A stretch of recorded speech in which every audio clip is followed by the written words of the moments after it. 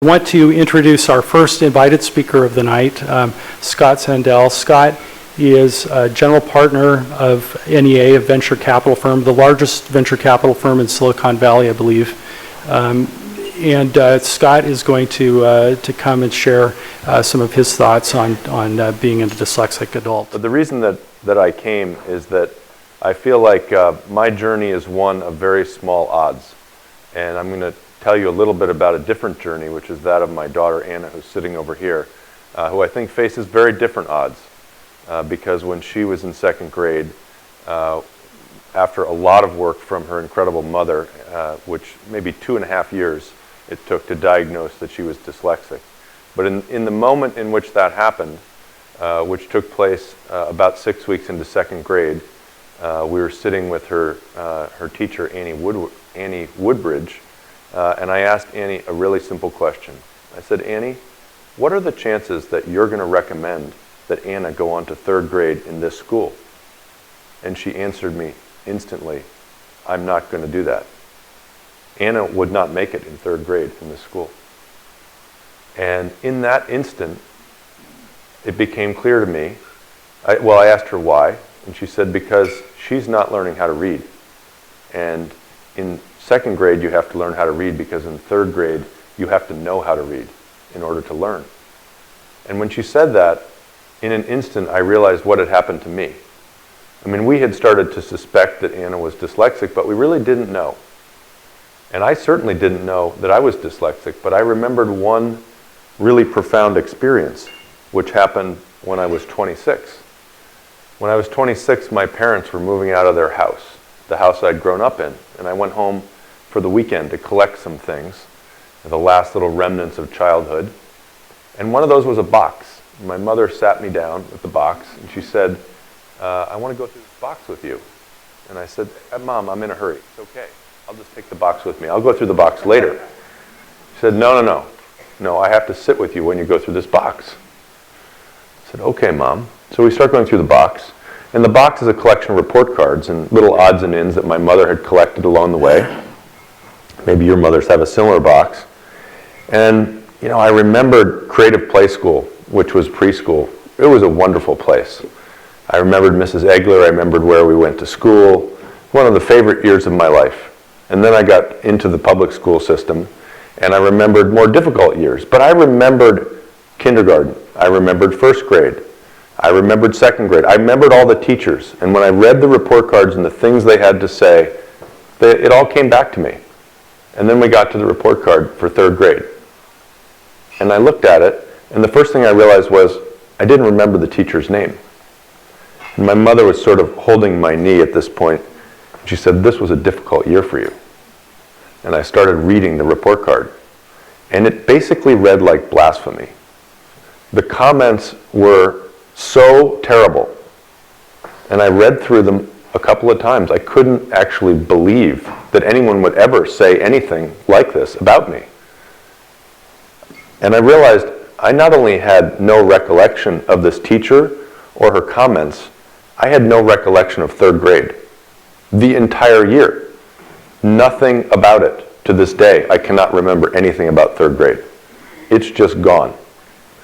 And at the end of that, my mother said, your father and I didn't think that teacher liked you very much.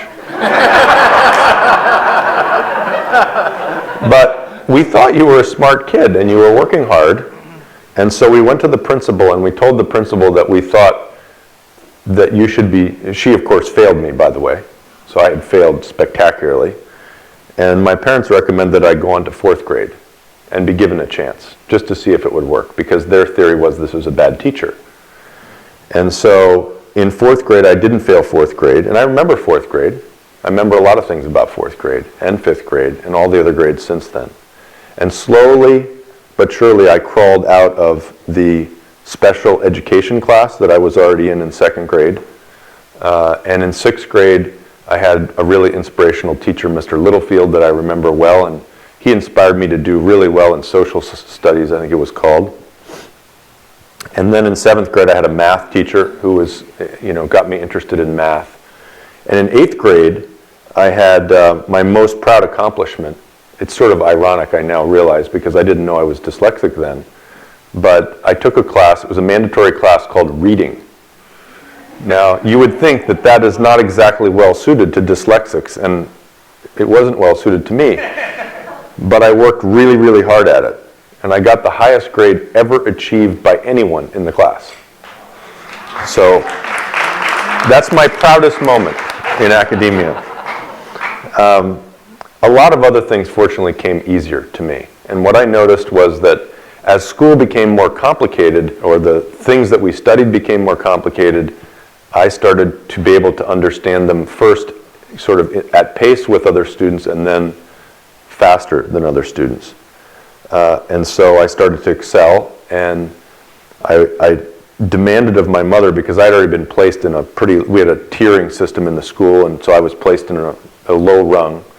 But I didn't like that very much, and I insisted that my mother take me to the principal every year, and I advocated to get moved up. And eventually I got moved up to all the honors classes in high school. And that allowed me to go to Dartmouth College and ultimately to Stanford Business School. So I sort of overcame that from some academic perspective, but of course I'm still a terribly slow reader. I can't spell to save my life. I tried to prepare some slides for you tonight.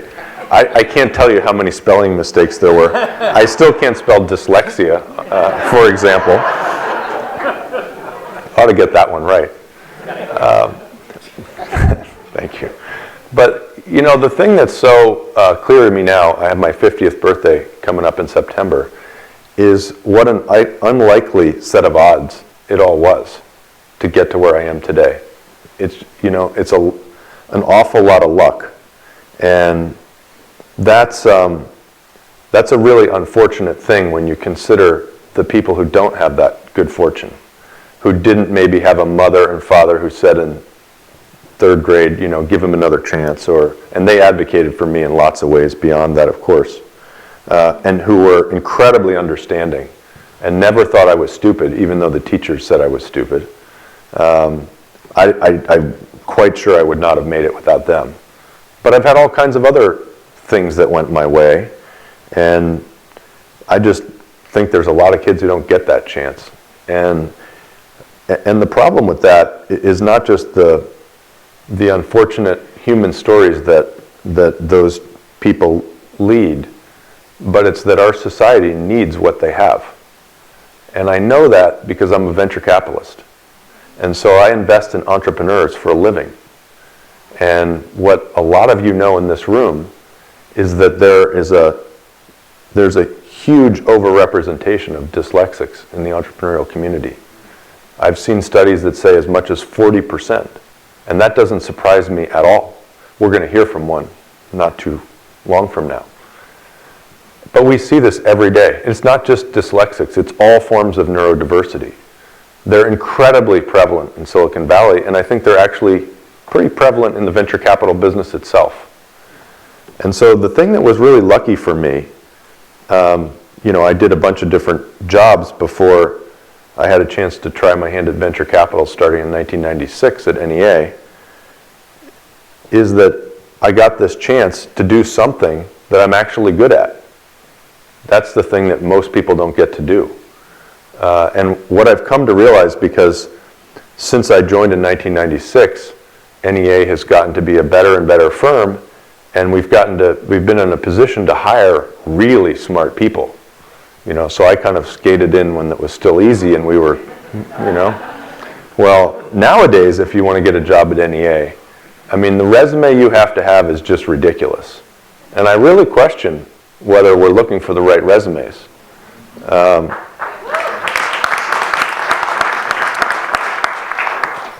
Fortunately, I think people enter at different stages of, you know, at different levels, and this problem is most prevalent at the entry-level positions, where, I mean, these kids have just stunning, you know, if they didn't go to Stanford or Princeton and they didn't graduate with a 3.9 average in electrical engineering and do 6 other remarkable things on the side, and then go to Goldman Sachs and be the top analyst out of 20 in the United States, you know, after 2 years, you know, they probably don't get an interview.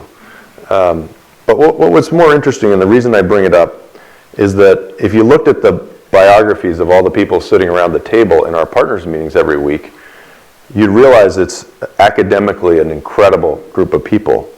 And what I found is that, and what really surprised me, and the thing I thought might be most interesting for you guys tonight to consider, is how, as a dyslexic, I see things they don't see.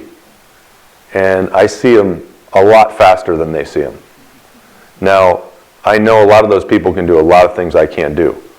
And they certainly did a lot better at school. But, you know, my biggest frustration now after 18 years is trying to coax my partners along to see something that I see. And to me, it's just as clear as day. You know, well, yeah, of course there are all these problems, but here's what's going to happen. This is where it's going to go. And I've been right enough times to keep my job. And I've, of course, been wrong a lot of times. That's sort of the nature of the business. But that's the thing that I think is a little hard to understand from the outside. Because the venture capital business is not very well understood by people who haven't been in it. And just to give you some statistics to give you a sense of what I'm talking about, there are about 6,000 people in the United States who call themselves venture capitalists, individuals, about 6,000. A lot of them are here, not all of them. And those 6,000 people take in about $20 billion a year in new capital commitments. They invest that money on average in about 1,200 new companies per year. 1,200 companies, and about 50 to 60 of those go public in a given year, obviously many years later. But those are the averages over a fairly long period of time. And there's probably another 50 companies which are acquired in a way that makes for a very attractive return. So what does that tell you? That tells you that maybe 10% of them are attractive investments at the end of the day. And there are 6,000 people going after them. And so that sounds interesting to you, but if I then peeled back the data a little bit more, you'd realize that a huge percentage of the returns are not made by the 55, they're made by the 10. 10 companies a year. And if you can't figure out which those companies are, remember there's 6,000 people trying to predict which companies are going to be those 10 companies every year.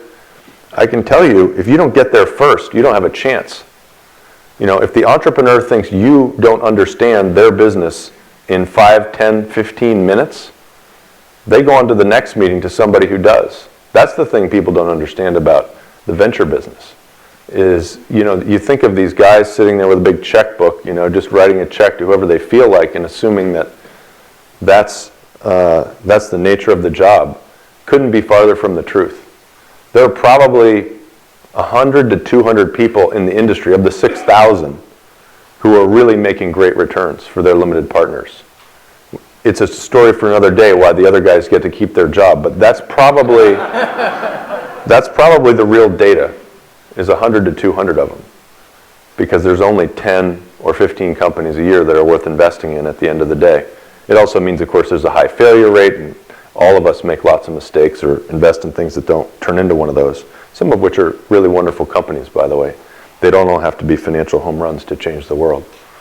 So that's the story of what somebody with incredibly improbable odds has gotten to see here in this heartland of innovation. What I'm most excited about is that my daughter doesn't face those odds, because in second grade we started investigating a way for her to have a different path, and that led her to Charles Armstrong School. There's a few people in the room who know what that is, and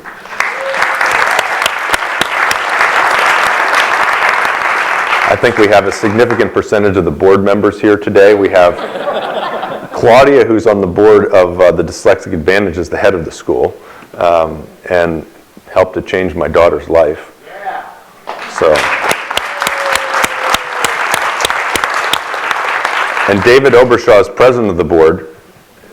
Our daughters were in class together, and he went on to really put his time behind this incredible organization.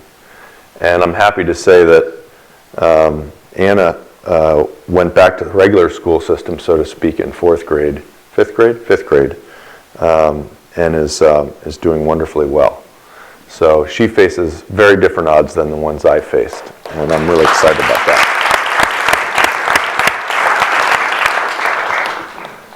So I think as you think about where we are this weekend, and you think about the fact that 40% of the entrepreneurs are dyslexic, also remember that since 1980, all net new job creation in the United States has happened in small or startup companies. So 40% of those are started by dyslexic people. And what does this country need so badly? We need to invent a new economy that creates new jobs and employs the 12 million or whatever unemployed people that we have today. So I think what Brock and Fernette have done in starting to examine with scientific rigor the basis of advantage that dyslexic people bring to our society is incredibly important. And I'm happy to be here, and I hope we'll all be able to advance that cause this weekend. Thank you.